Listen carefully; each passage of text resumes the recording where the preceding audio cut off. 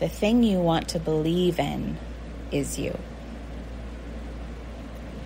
How many times do you have to see yourself be right about something that you knew all along, and you knew you could trust yourself on, and you knew was going to happen for you, before you trust yourself and believe yourself and the things that you know and that you say you're going to do? How many times do you have to witness yourself make utter magic and then look back with hindsight and say, I did it. I knew I could. I knew I could trust myself on that, before you finally believe yourself and trust that part of you who knows? And how many times do you have to see yourself appear to be wrong for a time, and then later realize it still turned out so beautifully and became even more of what you wanted, before you believe that even when you look wrong about something, it always turned out right with just a little bit more time and a little bit more clarity? And there may be anger in you that is resentful of the way that you do not listen to yourself and trust yourself on things, even after all that part of you has done for you and shown you in the past. How you still doubt it, and you dismiss it and yourself. And you might see the evidence of that reflected in others, in their doubt and their dismissal of you, which probably makes you even more angry and also hurt and sad.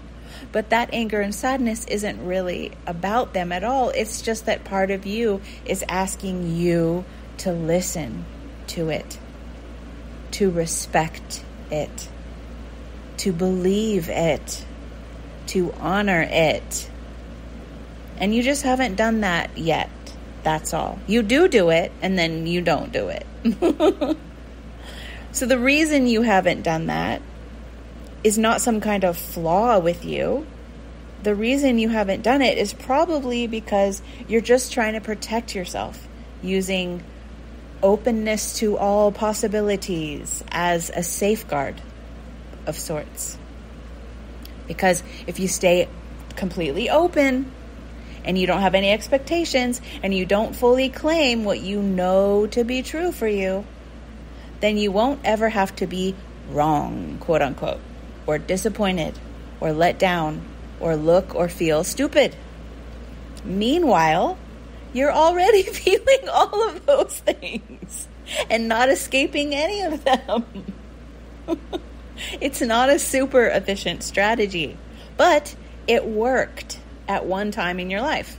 Like perhaps when you were a child, perhaps when you couldn't handle disappointment at all, or when you truly believed that you'd never recover if you looked wrong or stupid to yourself or to someone else, when that was too big of a threat. But that's just not true anymore.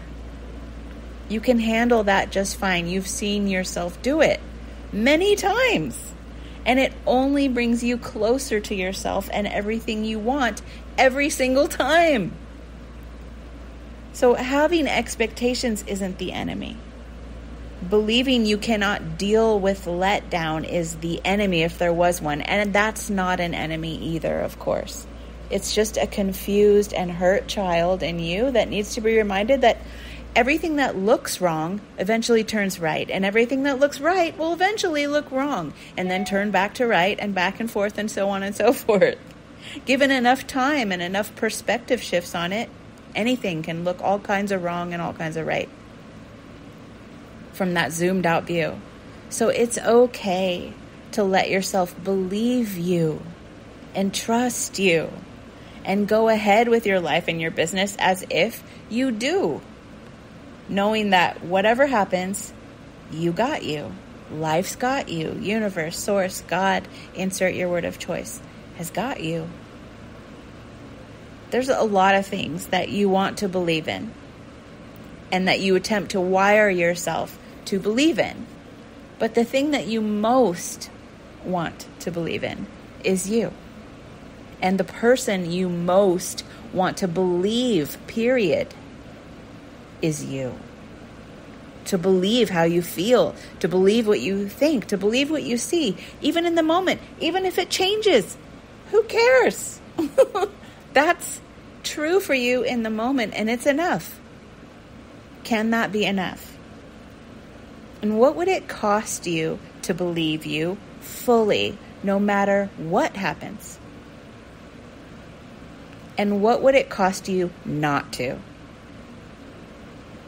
What would it pay you to believe you fully? And what would it pay you not to? Because there's benefits you're getting from that too. So explore those questions this week if you like. And if you could use some support with that, I have all kinds of goodies for that at sunnychapman.com/work-with-me. I always recommend using that page like an oracle of sorts and just scroll through and see what grabs you. See what resonates the most, because whatever it is, that's the one. Or if you'd like to explore all of my creations by feeling tone, I have my Sunny's Curio Cabinet of Creations, and that link is at the top of the Work With Me page in the paragraph there at the top.